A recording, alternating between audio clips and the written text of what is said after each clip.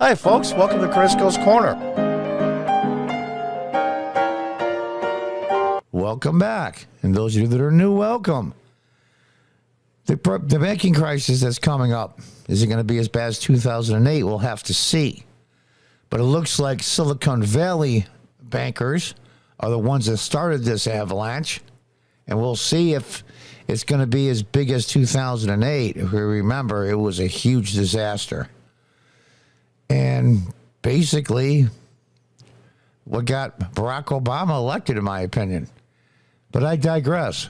Think of it this way, that you could invest in anything you wanted to. Real estate. You could even spend all your money on scratch-offs and lottery tickets.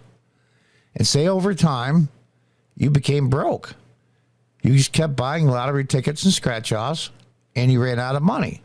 Well, the government got to bail you out. Plus, you make a little bit more, too.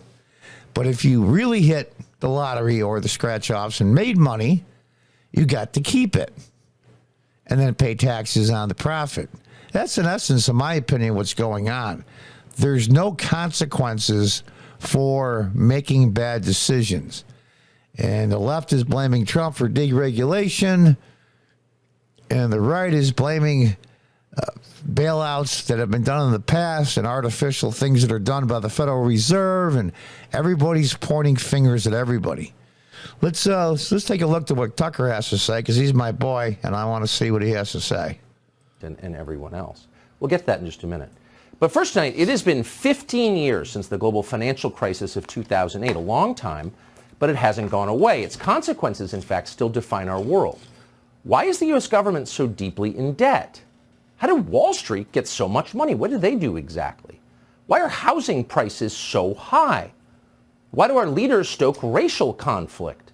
Why have so many Americans concluded that their system is rigged? In every case, the answers to those questions is the same. It all began in 2008. Now, 2008 and its aftermath is a complex story, but let's just sum up in the broadest possible terms what happened. Big financial institutions took foolish risks and nearly blew up the entire U.S. economy. We knew right away what had happened and who did it. The expression that I think is used a lot is too big to fail. As we took incredible risks with other people's money, we lost and we got bailed out. There's no consequence because we can't let them fail because it'll collapse the whole system. It's kind of like holding the American people hostage financially. But nobody was ever punished. The reckless bankers responsible got off. So did the politicians who encouraged the reckless bankers to be reckless. Nobody went to jail. Nobody was even banished from the industry. In fact, some of the wrongdoers even got their bonuses that year. So we had economic collapse, but it didn't hurt them at all. Why? Well, simple. The government bailed out the banks. That was controversial, but bipartisan. And at the time, they told us in bipartisan fashion that they were saving capitalism.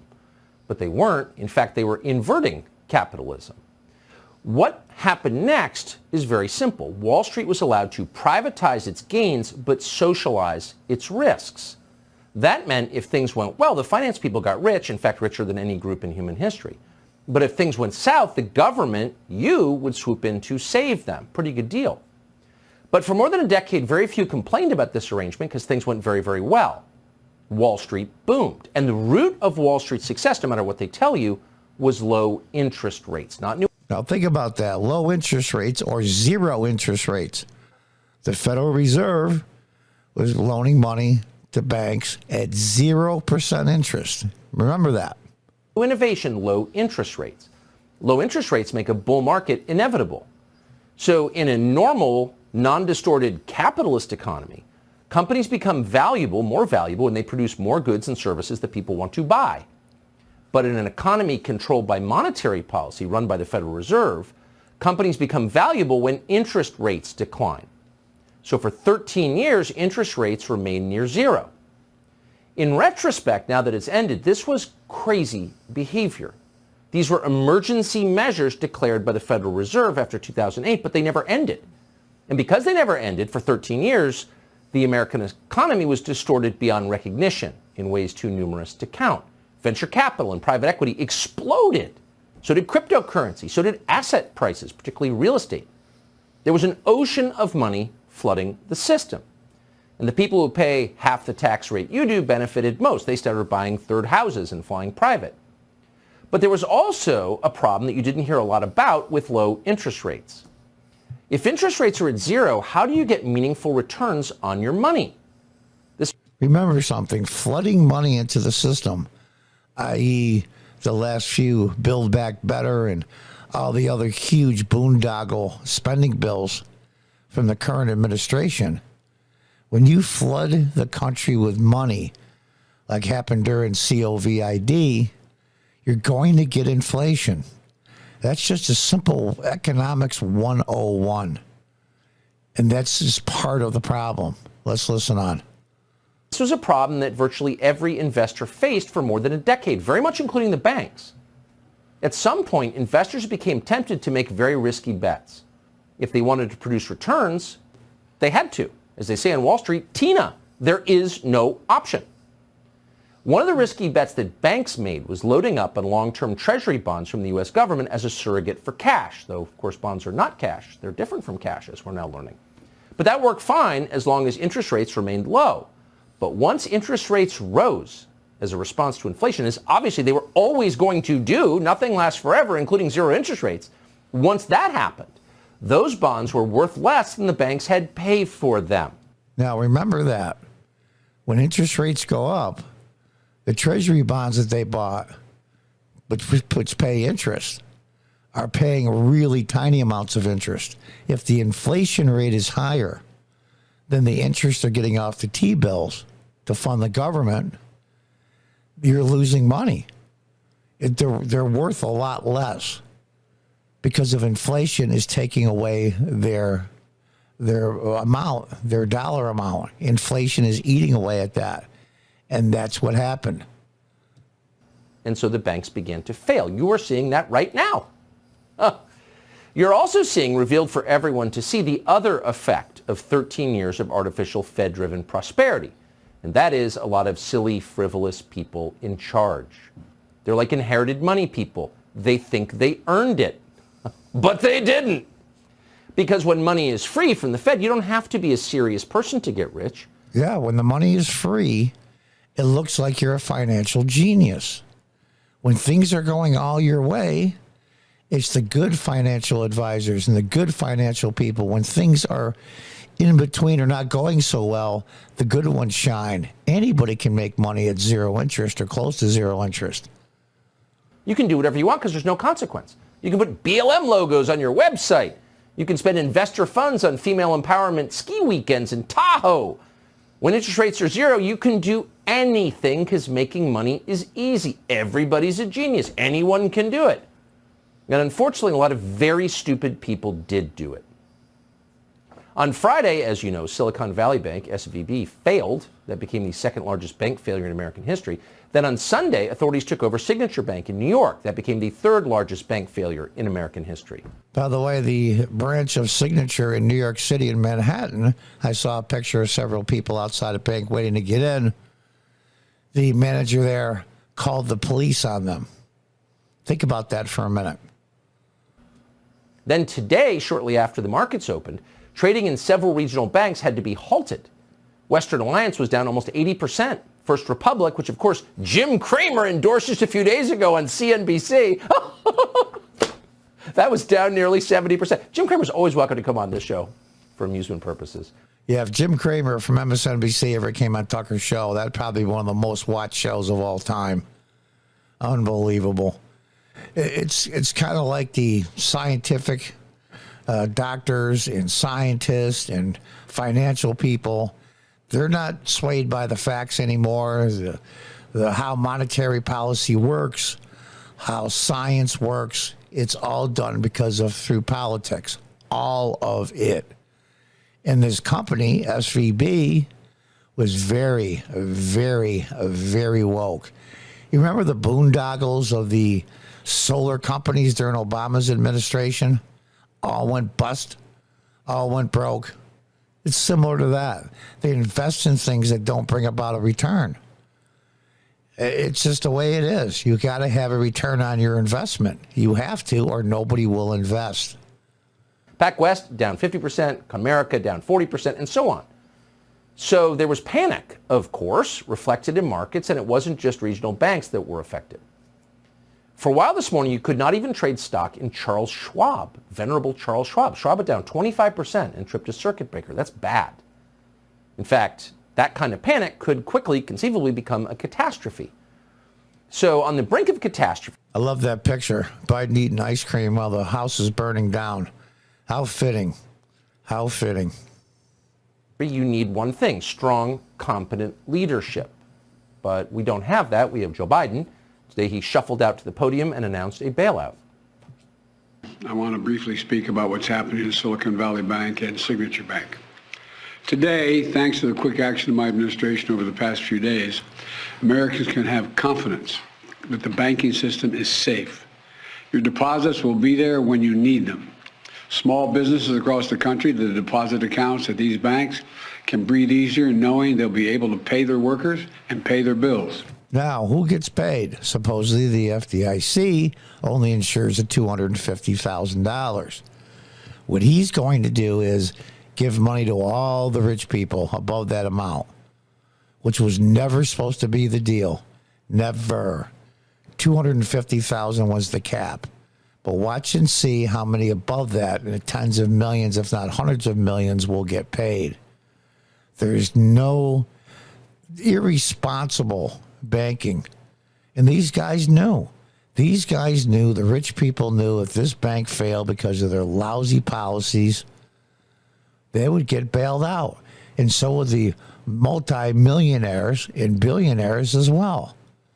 That's why you see a coalition that the fund that helps Democrats is the ultra rich and the ultra poor. The bottom 20% of wage earners and the top 5% of wage earners defend the Democrat Party because they get something from them, especially the top 5%. So those of you that are wondering that's a weird coalition, it really isn't. Both of those get something. The top 5% get a lot more than the bottom 20. All right. So the money the Biden administration is using for this bailout apparently is coming from the FDIC. So the feds have it covered. Don't worry about the details. Everything's totally fine. Hold on. Slow down, pal. How did this happen? Can we get an explanation for that? Don't we have regulators? And how did those regulators, since we're pretty confident they exist, are taking big salaries, how did they miss the fact that SVB was insolvent apparently for months, and not in some complex credit default swap way? You're going to spend 5,000 words trying to understand, but in a really simple way that's easy to understand. Their liabilities were bigger than their assets. It's very simple. How did nobody notice that? The people who are paid to notice it. Well, Joe Biden unfortunately answered none of those questions. He just ran for the door. Thank you. God bless you, and may God protect our troops. See you in California. Mr. President, what do you know right now about why this happened? And can you assure Americans that there won't be a ripple effect? If you saw Jen Psaki, the former press secretary, saying that President Biden is not a morning person. So for him to get up at 9 a.m. and do this little 5-minute propaganda speech, he must really think it's important because he never does anything before 9 a.m. And then he says this and walks away because he can't stand there and answer questions. He can't do it. He's gone. And plus the fact that even if he wasn't mentally gone, the things that he's doing, he cannot defend.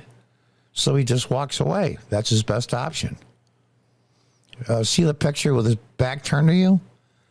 Remember that when the presidential election comes around in 2024. Are the banks to fail, Mr. President? Should all depositors be protected at all banks? All right, thank you, everybody. Okay. Do we know why this happened? He's trying to figure out how to work the doorknob.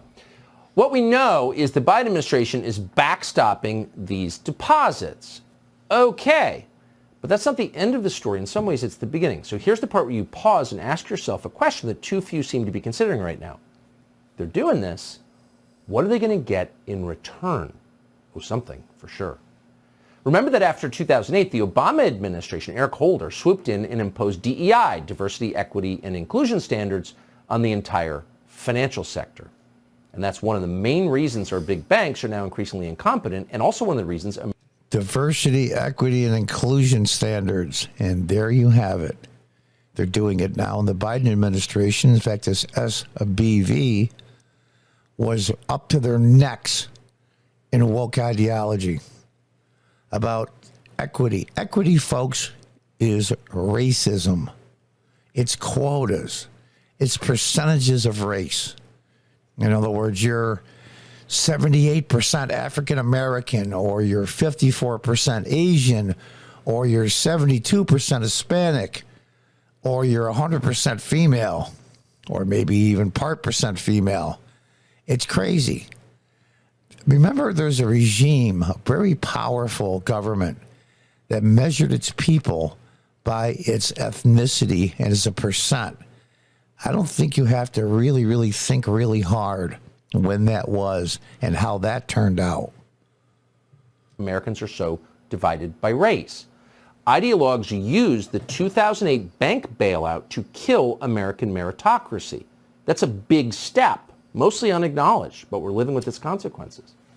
So you have to ask yourself, what are they going to do this time?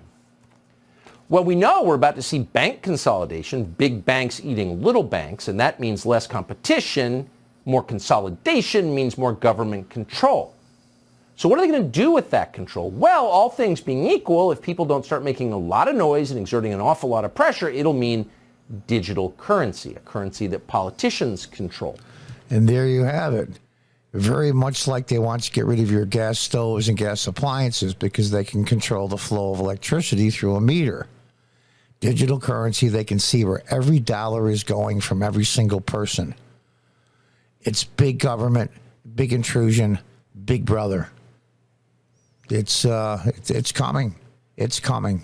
Sign up for the CBDC app to get your food stamps. You think that's not coming? Of course it's coming. They'd like it to come in any case. Now, we're not alleging a conspiracy here, but we did notice that the four biggest banks, Wells Fargo, Bank of America, JP Morgan, Chase, are doing well. And we also noticed that the White House appears to be, maybe we're just reading into this too much, trying to induce runs on regional banks. They seem to be trying to take away your confidence in those banks. Here's Karine Jean-Pierre, the White House press secretary, not someone we'd ever accuse of having an original thought, but she's a vessel for the plans of others. Here she is on Friday. Not having an original thought. That's, you know what, he's exactly right. That might sound mean-spirited, but it's not. Actually, he's being kind. Friday, as SVB was collapsing. Now, she doesn't say a word about the fundamentals of the market or the security of your money in banks. Instead, she talks about the one thing that matters to her, which is the racial identity of the people in charge of our finance system. Watch. Take a moment to note the historic nature of the moment that you see in front of you right now.